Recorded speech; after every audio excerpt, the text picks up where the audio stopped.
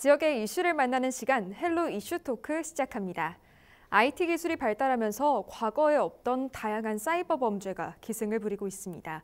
특히 최근에는 전국 700여 개의 아파트 단지에서 월패드 해킹 사건이 발생하면서 국민들의 불안은 더욱 커지고 있는데요.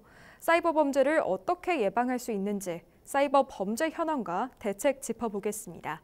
기와서 지역 공공정책연구원 박사 그리고 엄재진 매일신문 경북본사 취재부장과 함께합니다. 네, 두 분 안녕하십니까? 네, 안녕하십니까? 예, 앞서 소개했듯이 IT 기술의 발달로 다양한 사이버 범죄가 기승을 부리고 있습니다. 그중에서도 이 디지털 성범죄 몇 년 사이 기하급수적으로 증가했는데요.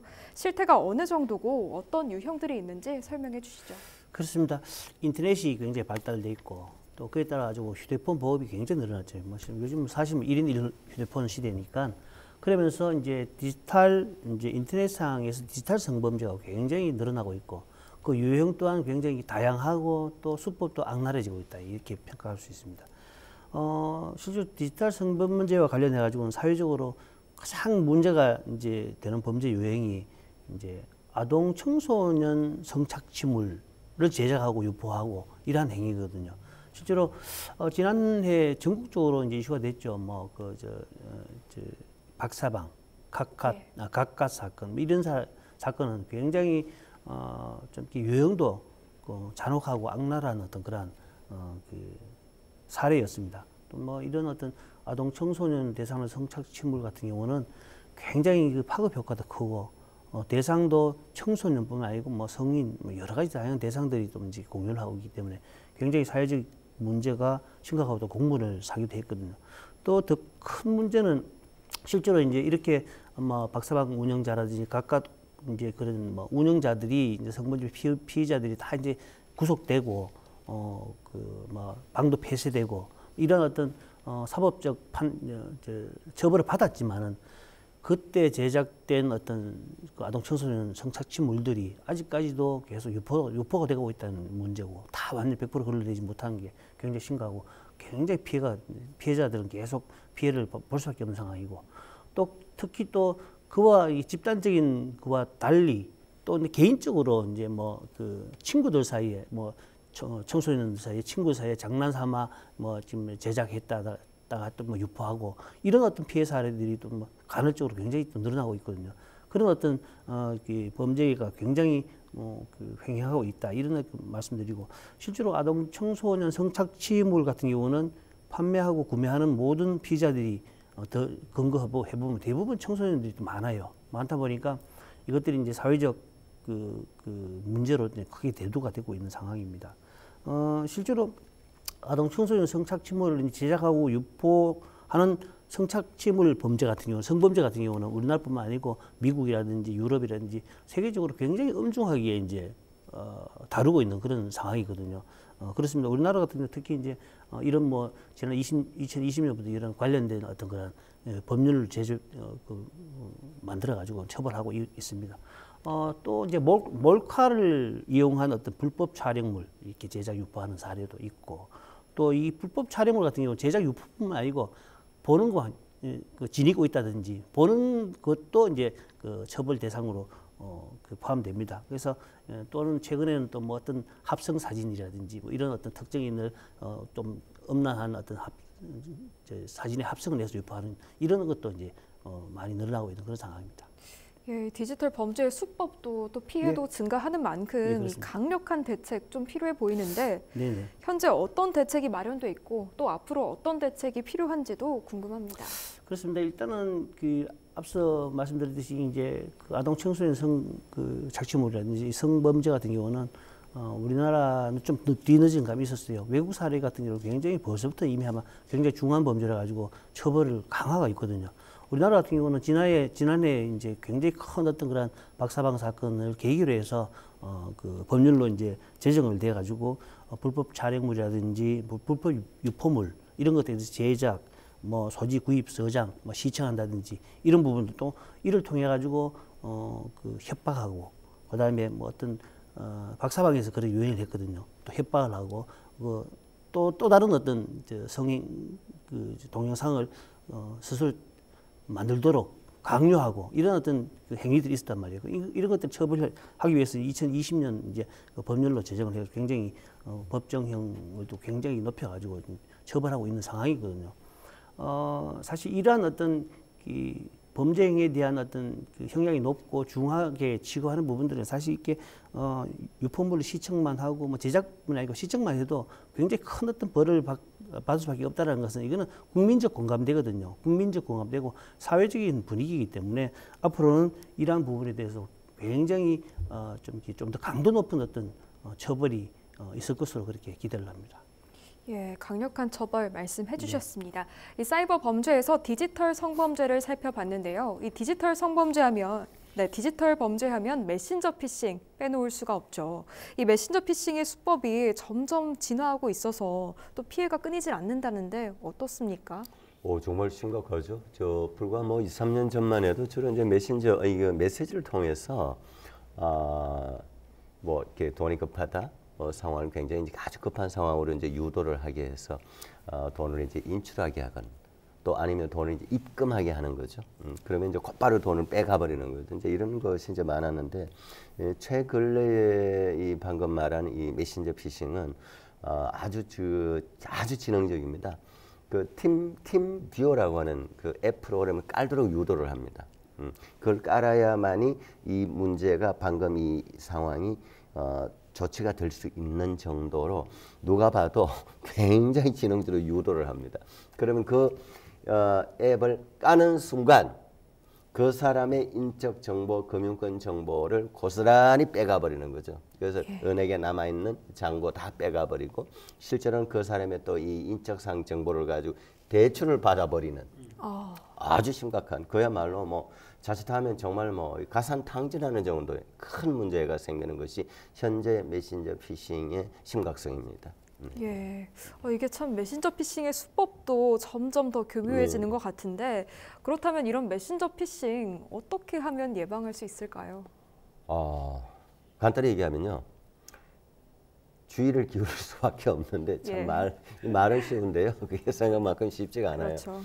이제 일단 먼저 흐름을 보면 이렇게 합니다. 이 사람들이 이제 보면 아빠, 지금 나 갑자기 핸드폰이 먹통이 되어서 급히 필요한데 지금 수리하러 왔는데 수리하는 여기 사람들 이 계좌를 보낼 테니까 돈을 여기 넣어달라. 그리고 이 사람들 여기 이제 무슨 프로그램을 이렇게 해야만이 된대. 핸드폰도 고쳐지고 한데 이런 식으로 이제 문자가 와요. 그럼 그래?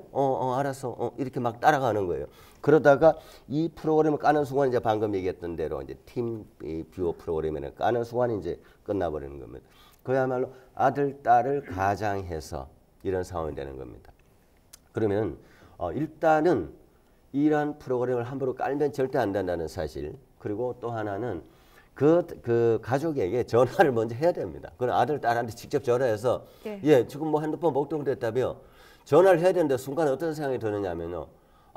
먼저 이 넘기찍기를 하는 겁니다. 맞아, 핸드폰이 맞아, 좀 오래돼서 그랬구나. 그럼 전화 안 되겠네, 이런 생각을 먼저 해버리는 거예요. 그래서 당하는 겁니다.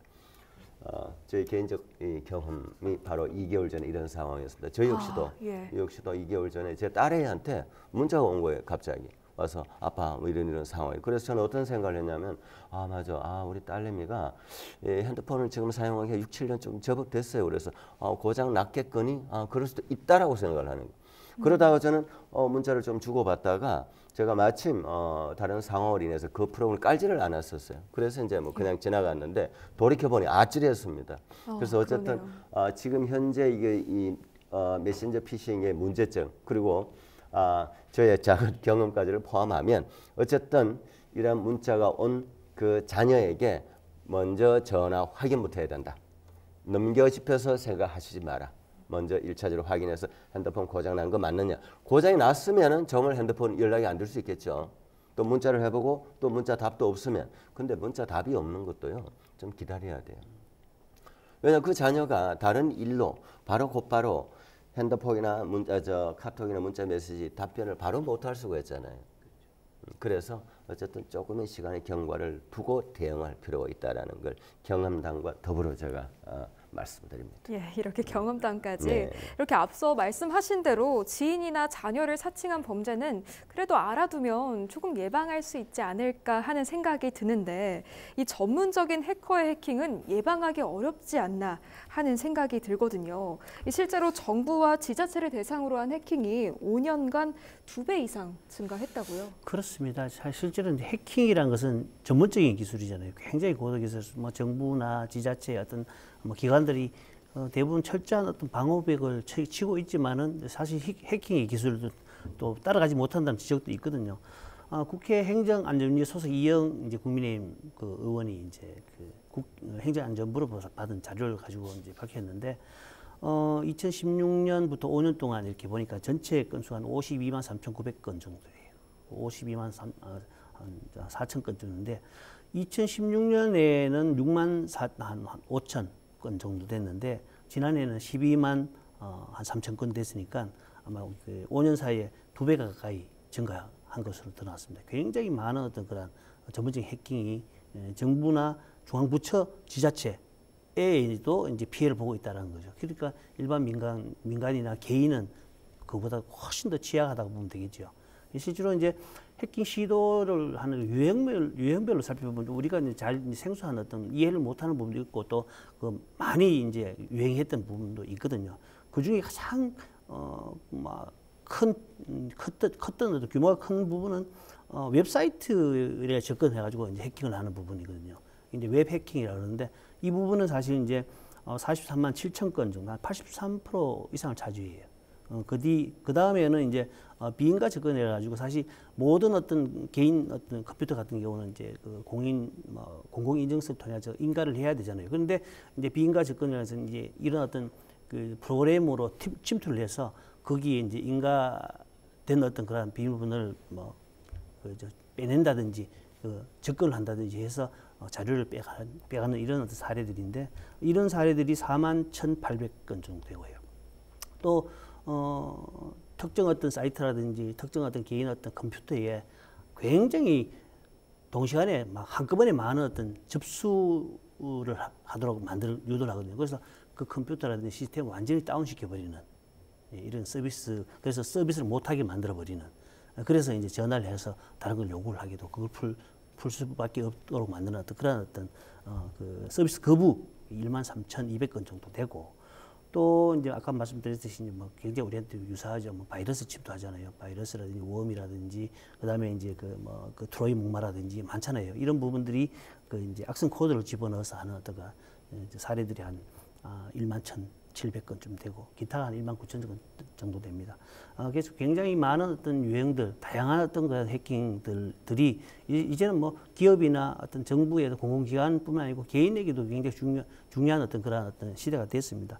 그리고 세계적으로 보면 인터넷 주소 기준으로 공격이 가장 많은 건 중국이죠. 중국이 이제 13만 9천 건도 가장 많고 미국이 9만 천 건이고 우리나라 같은 경우는 한 4만 7천 건 굉장히 높은 수준으로 이제 보고 있거든요. 그래서 이런 어떤 해킹에 대한 대비도 이제 개인의 어떤 보안도 중요한 어떤 시대가 됐다 이렇게 말씀드릴 수 있겠습니다.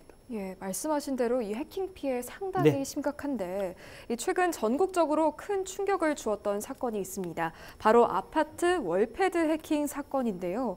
우리 지역에서도 관련 피해 사례가 있었죠. 그렇죠. 먼저 피해 사례 이전에 시청자 여러분들이 이해를 돕기 위해서 월패드 뭐 이게 워낙 이제 그 인터넷 또는 이제 이 IT 관련해서 이제 진화가 되다 보니까 새로운 용어가 아마 자꾸 나오죠. 그런데 사실 월패드는 원래 늘 있었습니다. 월패드는 뭐 웬만한 아파트 다 있죠. 아파트 집에 들어가면 자기 집 안에 그 보안 장비 그리고 외부 사람 들어오면 자동으로 문을 열어주고 또 요즘 같은 경우는 이제 그 집안의 그 조명 같은 것도 이걸로 다 조절을 하잖아요. 이제 그래서 이제 벽에 부착된 작은 그 이 조작판입니다. 월패드라는 것이. 근데 이 월패드에는 이제 작은 카메라가 부착되어 있어요. 그 부착이 되어 있어야 되죠. 되어 있어야 이제 그것을 이제 인식을 해서 인지를 해서 그것이 또 이제 센서 역할을 하죠.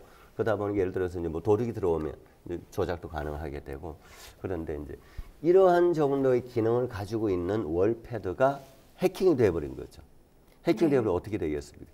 그 카메라 렌즈를 통해서 저장되어 있는 영상들이 다 노출된 거 아닙니까? 그러면 각 가정에 우리 집 거실에 또는 문과 연결돼서 또 아파트의 그 각 홈과 연결돼서 관리사무소에 연결되는 이런 월패드에는 수많은 영상 자료들이 들어가 있을 거 아닙니까? 예. 뭐 A라는 각 가정에는 그 가정이 뭐 겨울에 좀 덥기도 하고 여름에 더워서 뭐 옷을 벗고 지낼 수도 있고 뭐 여러 가지 행위들이 이루어질 거 아닙니까? 사람 사는 공간이. 그런 것들이 그대로 다 노출된다고 보면 되는 거죠.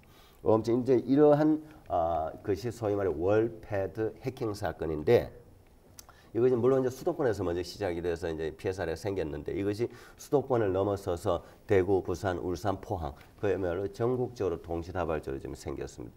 더 문제는 이렇게 해킹돼서 끝나면 또 모르는데 이것이 악용이 되는 거죠. 그래서 이걸 해킹한 사람이 전국의 어느 지역의 어느 아파트가 월패드가 해킹되었다. 아파트의 월패드가 해킹되었다는 그 리스트를 톡 올려버려요. 그럼 어떤 문제 생기겠습니까? 제2의 제3의 피해가 생깁니다. 저 아파트 불안하네? 뭐 자체 값이 떨어질 수도 있고 가치가 떨어질 수도 있고 저 아파트는 보안에 문제가 있네? 이런 문제. 그리고 또 거기 사는 사람 주민들 우리 아파트까지 이렇게 노출이 된다. 라고 생각을 하면 노출되었다 생각하면 주민들 불안해 못 살겠죠. 이런 문제까지가 연쇄적으로 문제가 생긴다는 거. 그러면 어떻게 해야 되느냐. 중요한 건 이제 대비 그리고 대응인데 이게 정말 지금까지 없던 새로운 뭔가의 A라고 하는 어떤 대응책이 있어서 바로 실행을 해서 이런 게 방비가 되면 좋은데 대응도 지금까지 늘 이런 문제 해킹과 관련돼서 이 대응과 비슷한 수준 이런 거 있잖아요. 뭐 보안 업데이트 해라. 그리고 그 카메라 렌즈 같은 이런 거를 일단 좀 가려라. 아주 수동적이죠. 어떻게 보면은 그걸 가려버리면 기능이 안 되는데 그러나 일시적으로는 그렇게 할 수밖에 없다. 라고 하는 것이 참 안타까운 현실입니다. 지금 현재 상황입니다. 월패드 해킹. 참 이름만 들어도 좀 기분이 안 좋은 단어죠. 예. 네. 내 집안에는 것이 노출된다는 거니까. 그렇죠. 네네. 가장 안전하게 생각한 집에서. 그렇죠. 네. 가장 안전하고 가장 안락해야 될 공간에 모든 예. 것이 노출된다. 끔찍한 일이죠. 예. 네. 이 코로나19로 우리의 일상도 또 많은 변화를 겪고 있습니다. 특히 이 비대면 방식의 생활이 일상화가 되면서 또 이와 관련한 범죄가 적지 않게 발생하고 있다고 하는데 어떻습니까? 그렇습니다. 실제로 이제 사이버 범죄라는 것은 그 대부분 사회적인 현상이라든지 사회적인 문제 이와 결부돼 가지고 이렇게 만들어지거든요. 교묘하게 이용되는 부분들이 있거든요. 그러다 보니까 최근에는 지난해부터 코로나19 상황이 장기적으로 계속되고 또 말씀하셨듯이 비대면 상황이 계속되다 보니까 특히 이렇게 휴대폰 문자라든지 이 휴대폰을 통한 어떤 SNS 통한 어떤 그런 소통들이 많잖아요. 그러다 보니까 그와 관련한 여러 가지 어떤 사이버 범죄가 아주 일어나고 있다 이렇게 말씀드릴 수 있습니다. 또 이제 특히 같은 경우는 물건을 산다든지 이런 부분들이잖아요. 왜냐 인터넷에 그 사기가 많잖아요. 작년에 그 마스크 사재기가 일어났을 때는 마스크 사기 판다 해가지고 도망 입금받고 먹튀하는 어떤 이런 부분들. 그다음에 최근에는 재난지원금이 이제 뿌려지면서 재난지원금 지급과 안내. 그다음에 또 백신 접종 안내 이런 것들이 문자로 다 이제 진행되잖아요. 진행되면서 그와 관련돼 가지고 여러 가지 유사한 어떤 그런 그 스미싱 사례들이 굉장히 많이 일어나고 있는 상황이거든요. 또 최근 같은 경우도 많은 사람들이 이제 겪고 있다면 초금리 대출을 한다, 기업 무슨 한다, 코로나19 관련돼 가지고 긴급 무슨 재원을 지원을 한다, 긴급 추경을 통해 가지고 대상자로 선정됐다 이런 문자들이 많이 오거든요. 예. 저도 오늘 아침에 또 코로나19 관련돼 가지고 저금리 대출하는 대상에 포함됐다고 그 문자가 온단 말입니다. 실제로 그런 문자들이 대부분 전화를 해보면은 대부분 대출 상품을 판매하는 어떤 전문적인 어떤 그런 그 대출 업체라든지 또는 이게 이제 소위 말해서 이제 보이스피싱 비슷한 그런 사례로 연결되는 어떤 된 경우가 있거든요. 그러니까 정부 같은 경우, 정부나 공공기 같은 경우는 절대 시중은행이나 공공기관에서 문자로 이런 대출 상품이라든지 그렇게 안내를 안 한다라고 이제 하니까 이런 부분들은 철저하게 확인도 하지 말고 그냥 지워버리는 게 가장 좋다 이렇게 말씀드릴 수 있겠습니다. 예, 알겠습니다. 네, 지금까지 우리 지역 사이버 범죄에 대해 이야기 나눠봤습니다. 헬로 이슈 토크 마칩니다. 시청해주신 여러분 고맙습니다. 네, 고맙습니다. 네, 감사합니다.